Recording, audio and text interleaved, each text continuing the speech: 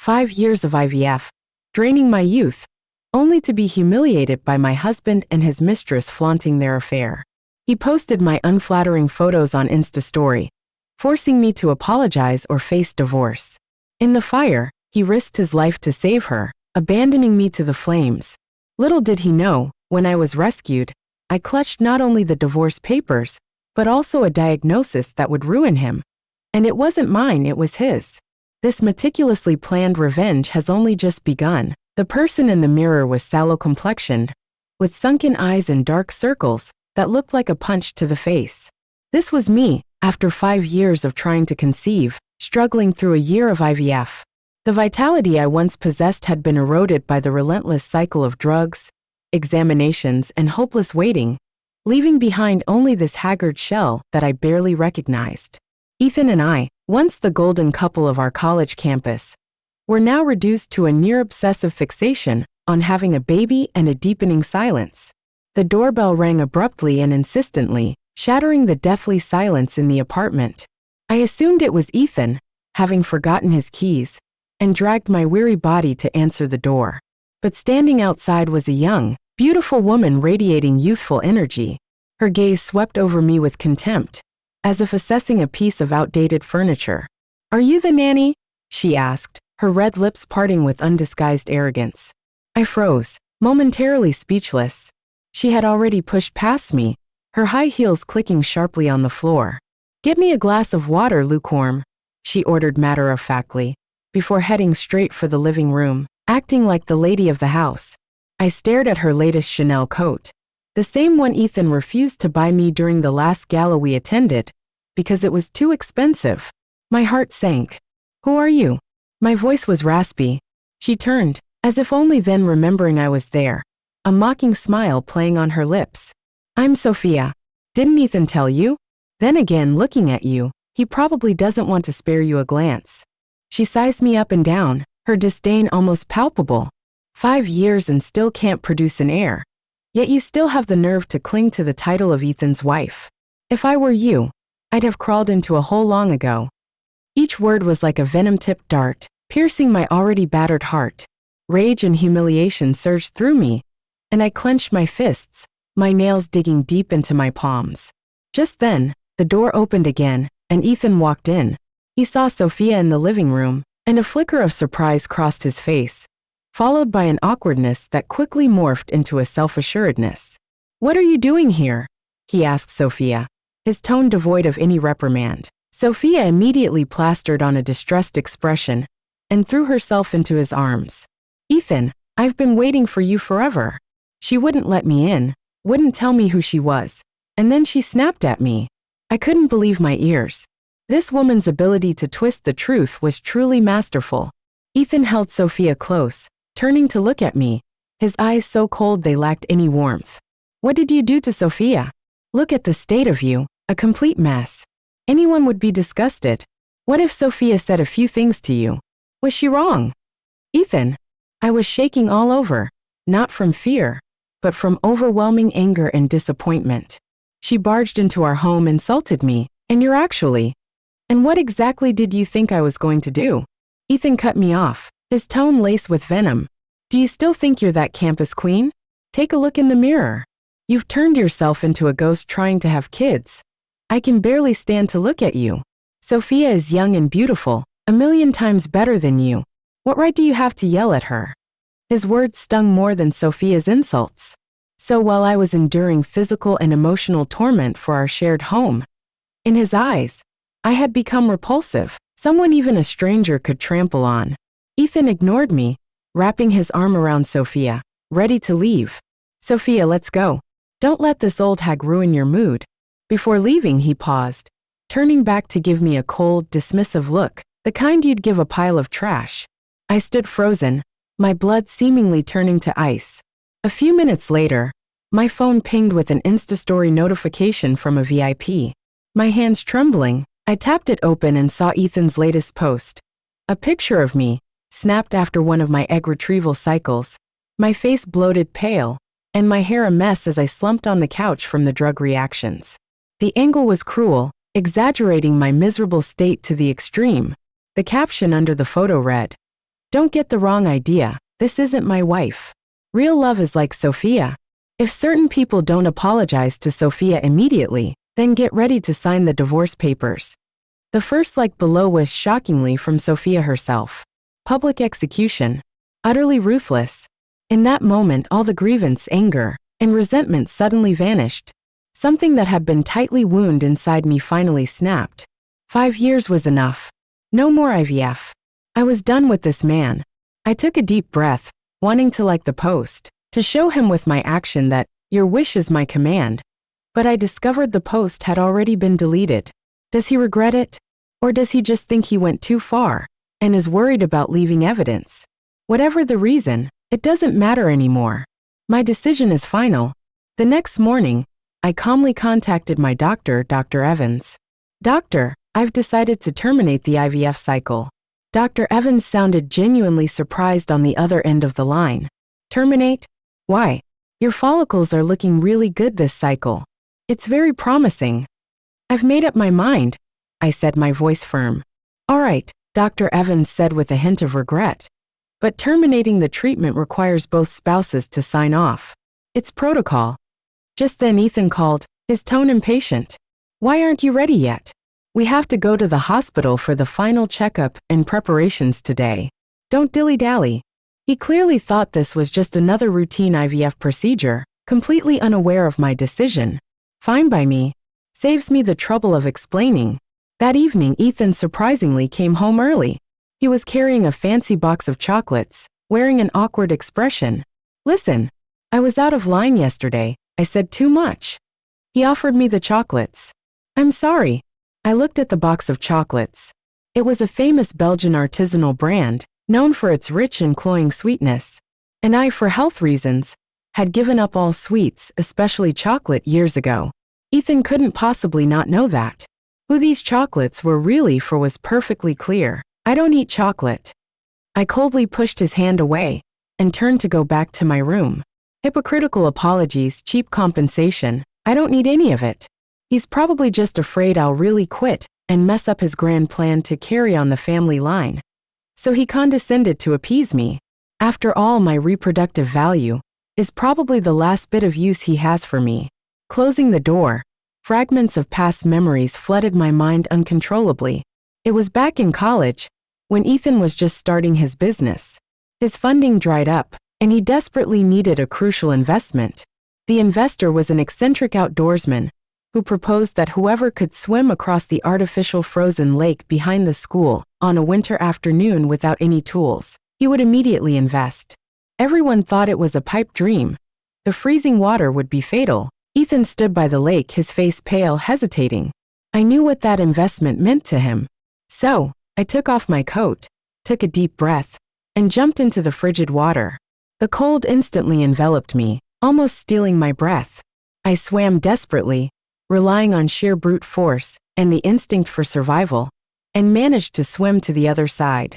When I got ashore, I was frozen purple, my lips were blue, and I was almost unconscious. Ethan got that investment. Sterling Enterprises start was bought with half my life. The cost was permanent damage to my body, severe uterine coldness, which is the root cause of my subsequent difficulty conceiving. Ethan held me close, my body trembling in his arms.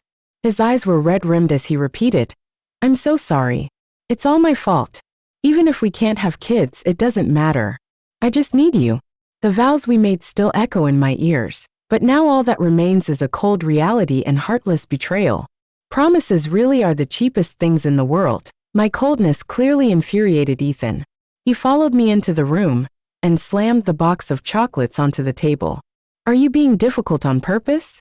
I apologized already. What more do you want? It's just a box of chocolates. Fine, don't eat them, he blurted out. Just so you know, these were leftover from what I bought for Sophia anyway. Just as I suspected, the last flicker of emotion inside me died. I don't want anything, I said, looking at him calmly. I just don't want to continue this anymore. Let's get a divorce. Divorce? Ethan said, as if I'd told the joke of the century. You wish. Not unless you get on your knees and apologize to Sophia. Forget about it. He probably thought I was still using divorce as a threat. completely oblivious to the fact that I was serious. Just then, the door swung open, and Sophia poked her head in. A sickly sweet smile plastered on her face. "Ethan, honey, I'm waiting for you for dinner." She spotted the box of chocolates on the table and feigned surprise, covering her mouth. "Oh my, isn't that the box you said you were going to give me yesterday? What's it doing here?" She glanced at me, her meaning clear. "But then again, I guess some people are only good enough for leftovers." She deliberately scrutinized my face. "Tisk tsk, your complexion is getting worse and worse. Unlike mine, which is hydrated and glowing." Ethan immediately wrapped a protective arm around Sophia. "Don't get upset, baby, I'm coming. Don't pay any attention to her. She'll ruin your appetite." He turned to me, his eyes filled with disgust and impatience. "Think about how you writhe in pain every time you have an egg retrieval. What's the point? Face reality and make room for Sophia and me." With that, he walked out arm in arm with Sophia, without a backward glance, leaving me alone in the silent room with my heart shattered into a million pieces. After they left, I pulled out my phone and dialed a number. "Hello, I'm a friend of Emily Chen's, and I'd like to inquire about divorce-related legal issues." The voice on the other end was a professional divorce lawyer. I described the situation in detail, and the lawyer gave me some preliminary advice. After hanging up, I opened my laptop and started drafting a divorce agreement. Division of property, alimony. I listed everything clearly, item by item. The printed agreement, still warm from the ink, carried with it my determination to say goodbye to the past. Sure enough, Ethan came to urge me to go to the hospital first thing the next morning. "Hurry up. Don't waste time on important things." He stood at the door, his brow furrowed, his tone still undisguisedly disgusted. On the way to the hospital, he was on the phone dealing with company affairs the whole time, only occasionally glancing at me, his eyes as if he were looking at a troublesome object. The car stopped at a red light, and I glanced casually at the glove compartment on the passenger side, where I saw a bit of lace fabric peeking out, along with a half-used lipstick in a bright pink shade I would never wear. "Sophia's." Ethan noticed my gaze and immediately slammed the glove compartment shut with a smack. "A client left that in the car." His lie was clumsy and laughable. I couldn't be bothered to call him out on it, and just turned my gaze out the window, feeling utterly indifferent. Today is the day I put an end to all of this. When we arrived at the hospital, we met Dr. Evans. The doctor's face showed a complicated expression when she saw us together. She gestured for Ethan to sit down, cleared her throat, and prepared to speak. "Mr. Ethan, regarding your wife's decision to terminate the treatment, I need to confirm this with you. Also, the results of your last sperm motility test are in, and there are some issues." Just at that critical moment, Ethan's phone rang. It was Sophia. "What? The house is on fire." Ethan's face paled. He shot to his feet, not even bothering to hear what the doctor had to say next, and grabbed my wrist. "Come home now." We rushed home as fast as we could, and from a distance, we could see a crowd gathered outside the apartment building. The sirens of a fire truck grew louder as it approached. Opening the door, a strong, acrid smell of burning hit us.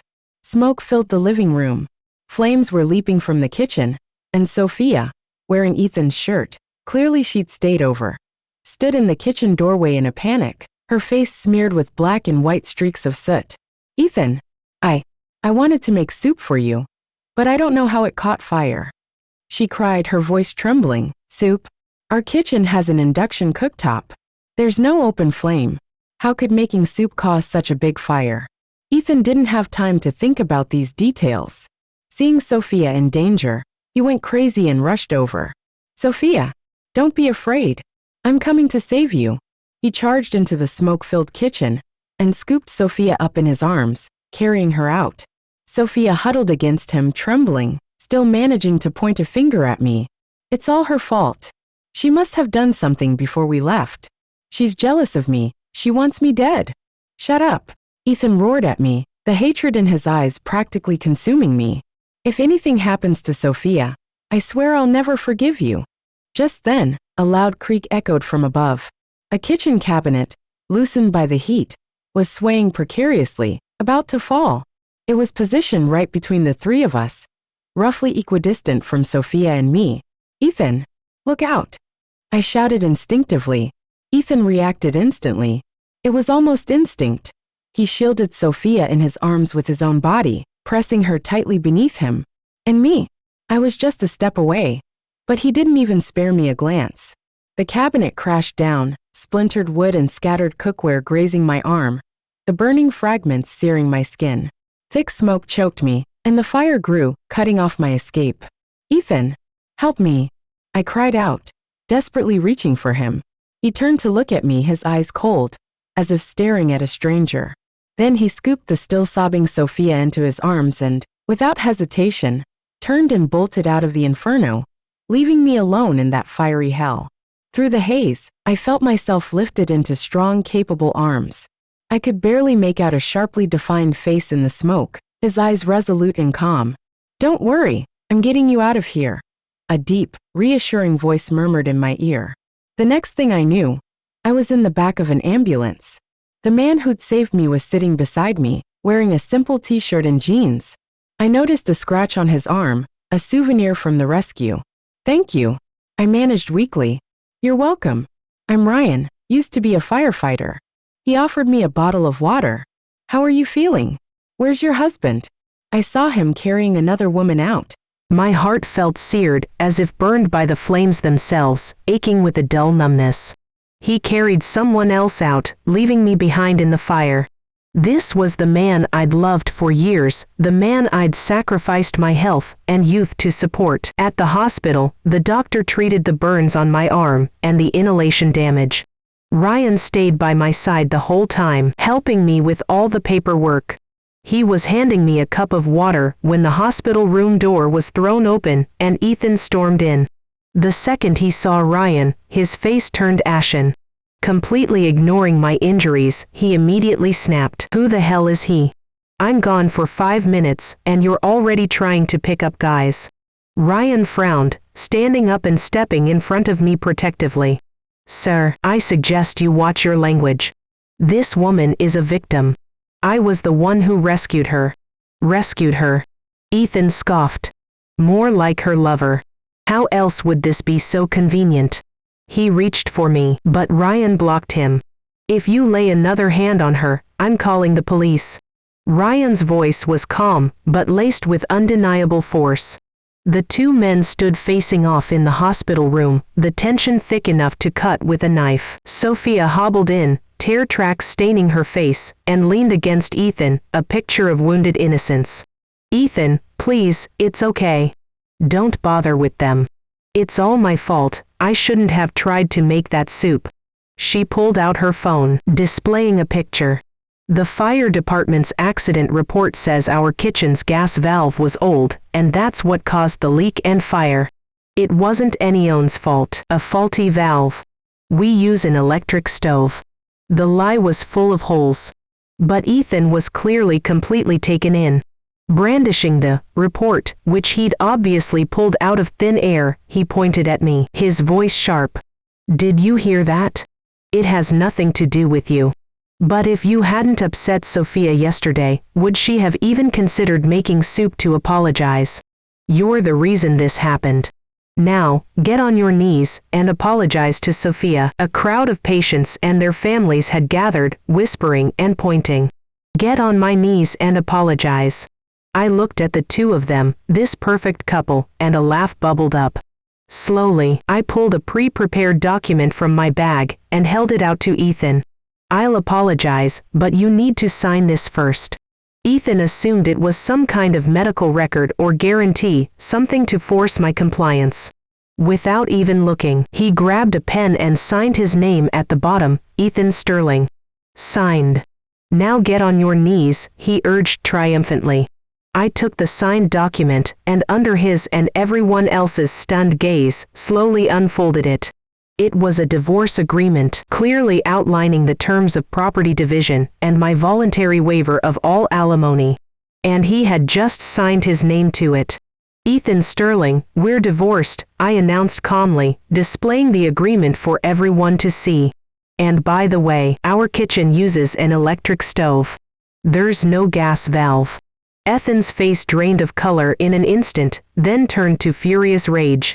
He realized he'd been played and, consumed with shame and anger, lunged at me, trying to snatch the agreement. "You dare trick me," he roared. In the chaos, his hand tore viciously at my injured arm. The freshly bandaged wound split open instantly, blood soaking through the gauze. A sharp pain shot through me, but I didn't flinch. I looked into his crazed and twisted face, my gaze cold and resolute. "Ethan, it's over between us, from the moment you left me in that fire." I wrenched my hand from his grasp, ignoring the ache in my arm, and turned away. Amidst the murmurs of the crowd, I walked away, step by step, resolutely leaving behind this place filled with humiliation and pain. I moved out of the house that once held 5 years of my youth and dreams, a place now filled only with betrayal and hurt. I found a quiet little apartment and started a new life. A few days later, Ethan, having apparently calmed down, started calling and texting me, the messages full of regret, pleas for forgiveness, saying that he had been blinded by Sophia that day, that it was a moment of madness. He also started posting pictures on his Insta story of him and Sophia going to the beach, eating at fancy restaurants, trying to create the illusion that he was doing great. But the captions always pointedly reminisced about the past or expressed some empty emotion. I knew it was just a manipulative game, or perhaps a slight discomfort he felt only after losing me, nothing to do with love. I didn't reply to any of his messages. One sunny morning, I publicly posted 2 things on my social media account. First, a scanned copy of our finalized divorce certificate, and second, a hospital report. Ethan's sperm motility was significantly below normal standards and contained abnormalities, which was the real reason for our 5 years of infertility. I got this report from Dr. Evans during my last visit to the hospital, taking advantage of Ethan being called away by Sophia's phone call. Less than 10 minutes after posting, Ethan called, his voice distorted with anger and shock. "What the hell do you think you're doing? What's with that report? Did you forge it?" "Forged." I laughed, the sound laced with bitter mockery and a sense of release. "Ethan Sterling, you're the one who's been the problem all along. For 5 years, you've watched me get shot up with hormones, swallow pills, and undergo surgery after surgery, all while I endured both physical and emotional torment. You conveniently blamed everything on me, even used it as an excuse to cheat and humiliate me. Did it ever occur to you that you're the one who can't produce the goods?" The other end of the line was deathly silent. "You exploited my love, trampled on my dignity, treated me like a breeding machine, and even chose to abandon me when I was fighting for my life. Ethan, you owe me a debt you can never repay." With that, I blocked his number without waiting for a response. The world was finally quiet. During my time of healing and rebuilding my life, Ryan was always there, quietly supporting me. He would take me to the countryside to relax, to concerts, or simply sit with me in silence on a park bench, saying nothing at all. His steadiness and reliability were like a warm ray of light, slowly illuminating the darkness within me. Talking about the past, I realized how worthless those 5 years were. I sacrificed my health, abandoned my career, and almost lost my life for a selfish and hypocritical man. Thankfully, it's not too late. My relationship with Ryan slowly blossomed in a calm and peaceful way, without any grand gestures, but with the warmth and security of a steady stream. However, Ethan wasn't about to give up. He somehow found out my new address, and showed up at my door. He looked much more haggard than he had a few days ago, and shaven with deep-set eyes, a far cry from his former self. "I know I messed up. Please give me another chance. Can we start over?" he begged, blocking the doorway, his voice hoarse. He even pulled out his phone to show me his Insta story, filled with seemingly remorseful posts and pictures of us from the past. But I quickly noticed that those posts were either set to only me or close friends visibility. Who was he trying to fool? "Ethan, we're over," I said calmly, looking directly at him. "I've moved on and started a new life. Please don't bother me anymore." I closed the door, shutting out his pleas and his performance. Over the weekend, Ryan and I had reservations at a new crab house. The restaurant had a great atmosphere, and we were having a wonderful time chatting. Ryan thoughtfully peeled the crab meat for me and placed it on my plate. Just then, a jarring voice cut through the air. Well, if it isn't Mrs. Sterling, ex-Mrs. Sterling. Moving on so quickly, are we? And who is this? Mr. Firefighter. I looked up and saw Ethan and Sophia. Sophia was linked arm in arm with Ethan, a challenging smile on her face. Ethan's expression darkened instantly when he saw Ryan and me together, especially when he saw Ryan peeling crab for me with such intimacy. Unexpectedly, Ethan didn't defend Sophia like he usually did. Instead, he frowned and shook her hand off his arm, saying, "Just keep quiet for a minute, will you?" Sophia was stunned, probably not expecting Ethan to snap at her. I couldn't be bothered with them. Deliberately, I picked up the crab meat Ryan had peeled for me, smiling brightly at him. "Thank you, Ryan, you did a great job." Then, I took small, elegant bites, savoring each one with a hint of sweetness. Ethan completely lost it. He slammed his hand on the table, shot to his feet, and glared at me, his eyes bloodshot. "You're doing this on purpose. You're deliberately trying to get a reaction out of me." Sophia tried to pull him back, but he shoved her away, sending her staggering into a chair with a cry of pain. Ethan didn't even acknowledge her. He stormed over to me, grabbed my wrist, his grip so tight I thought my bones would shatter. "You're coming with me." He dragged me out of the restaurant and shoved me into his car. Ryan tried to intervene, but Ethan was already starting the engine, acting like a man possessed. "Where are you taking me?" I struggled, terrified. "To the county clerk's office." Ethan shouted, his eyes fixed on the road ahead, his expression a mask of fury. "We're getting remarried. You're never getting rid of me." I couldn't believe my ears. He was trying to force me to remarry him. He was completely insane. The car sped down the road, our destination the local county clerk's office. The car screeched to a halt in front of the county clerk's office. Ethan yanked me out and dragged me towards the entrance. "Let go of me. Help." I struggled, shouting for help. The staff inside, seeing the commotion, immediately became alert, and someone discreetly called the police. Just as Ethan was trying to force me to the registration window, Ryan's car pulled up. He rushed in and shielded me, standing face to face with Ethan. "Ethan, let her go. This is unlawful imprisonment. Get out of here. She's my wife." Ethan snapped, throwing a punch at Ryan. Ryan dodged the blow and swiftly grabbed Ethan's arm, twisting it behind him. Just then, sirens wailed outside, and several police officers stormed in, quickly taking control of the situation. "Police. Freeze." Seeing the police, Ethan didn't back down. Instead, he became even more agitated, attempting to resist and cursing incessantly. "Assaulting an officer. Cuff him." The police officers wasted no time subduing him on the ground. Just then, Sophia arrived, sobbing and distraught. When she saw Ethan pinned down by the police, she immediately rushed forward, trying to interfere. "Let him go. What right do you have to arrest him?" She even pointed at me, screaming, "It's all your fault, you bitch. You seduced him and then set him up." The bystanders who were watching couldn't stand it any longer. One person pointed directly at Sophia and shouted, "You're the bitch. Ruining someone else's family and acting so arrogant." Enraged and humiliated, Sophia charged at the person, trying to pull their hair, only to be slapped to the ground. In the ensuing chaos, the police took both Ethan and Sophia into custody. A few days later, I learned of Ethan and Sophia's fate.